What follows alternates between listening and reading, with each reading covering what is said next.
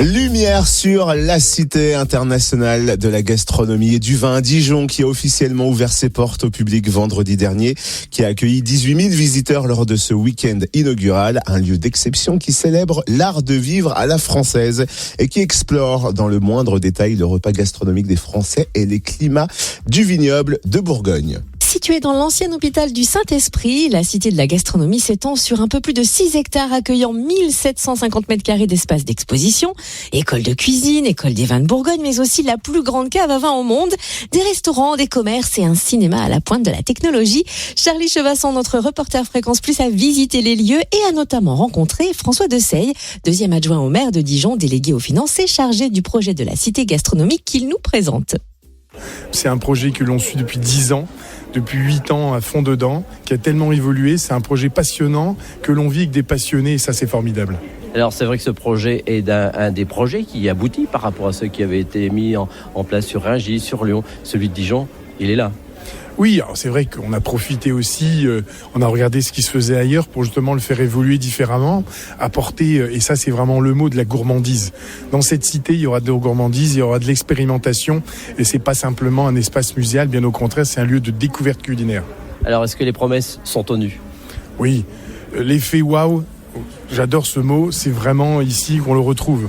Quand vous verrez la cave de la Cité, 3000 références de vin, 250 machines qui servent des vins au verre, c'est formidable. 1000 vins de Bourgogne, 1000 vins de France, 1000 vins internationaux. Et c'est vraiment formidable, c'est la plus grande cave à vin au monde.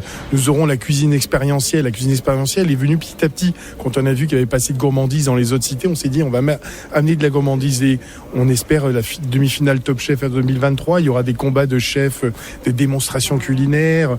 Et il y aura des élèves, des scolaires qui pourront venir voir comment on fabrique un petit déjeuner. Il y en aura pour tout le monde. Et vous, à titre personnel, qu'est-ce qui vous marque le plus ? C'est d'être parti d'une page blanche, d'être parti d'un hôpital général avec les derniers patients partis en 2015 et puis se retrouver maintenant avec un lieu dédié à la gourmandise, à la gastronomie, au vin, c'est formidable. Et de voir cette multitude de gens passionnés qui ont mouillé la chemise pour sortir un projet qui est vraiment magnifique, nous sommes tous très fiers.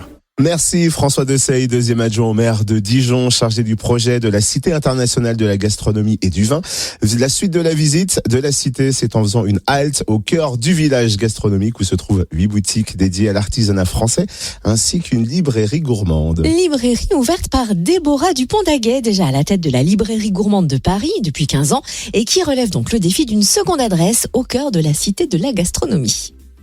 Effectivement, j'ai été contactée sur le projet il y a quelques années déjà, il y a 6 ou 7 ans, et j'ai tout de suite été séduite par la globalité du site, par le soutien aussi de la mairie qui, il faut le dire, a été là depuis le début, et je pense qu'on est amené à avoir une belle réussite globale sur ce village gastronomique et cette cité de la gastronomie. Alors vous êtes une référence au niveau librairie gourmande, qu'est-ce qu'on va trouver spécifiquement ici à Dijon ?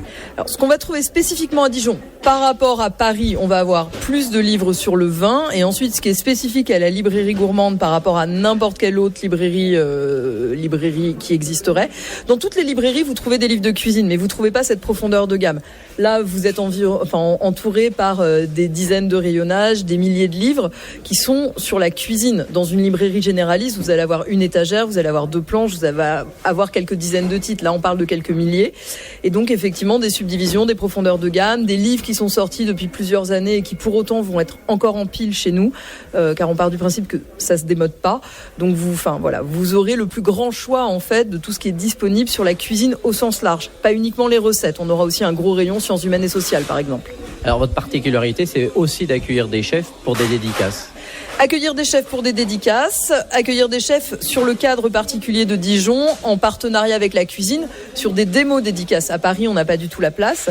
Ici non plus, on n'a pas installé de cuisine. En revanche, on a une cuisine à 10 mètres, avec plusieurs dizaines de mètres carrés, avec des plans de travail, avec de quoi faire des ateliers ou des dîners privatifs. Donc là, l'idée, ce sera vraiment que le chef se déplace pour présenter son livre, mais aussi pour pouvoir faire goûter sa cuisine ou pour pouvoir même avoir 15, 20, 30 personnes avec lui pour apprendre à cuisiner cuisiner pour faire un vrai atelier. Alors vous avez fait connaissance parce qu'on a beaucoup d'étoilés dans le coin, alors avec certains chefs. Alors je connaissais déjà certains chefs qui sont déjà clients chez moi. Nicolas Isnard par exemple est client. J'ai vu le chef Éric Prat. On se connaît déjà depuis longtemps. Ils sont déjà clients chez moi. Le chef du restaurant Cibo, Angelo, c'est pareil, il est client. Donc voilà, on va retrouver, ainsi qu'avec les lycées hôteliers du coin. Sur ceux de Dijon, je ne sais pas si je connais déjà les professeurs, mais par exemple au lycée hôtelier d'Auxerre, j'en connais déjà, qui habituellement venaient à Paris et qui là sont ravis de se dire qu'ils vont aller sur Dijon. Donc il y aura une véritable synergie. Une véritable synergie. Et puis sur la Bourgogne-Franche-Comté, parce que là on parle que de la Bourgogne, mais il y a aussi la Franche-Comté, il faut pas les oublier. Il y a pas mal de chefs, pas mal de pâtissiers. Donc oui, le local sera bien représenté. Merci Déborah Dupont-Daguet, propriétaire de la librairie gourmande qui vient d'ouvrir à la Cité internationale de la gastronomie et du vin à Dijon. Et pour découvrir pleinement cet écrin prestigieux, rendez-vous sur le www.citédelagastronomie-dijon.fr.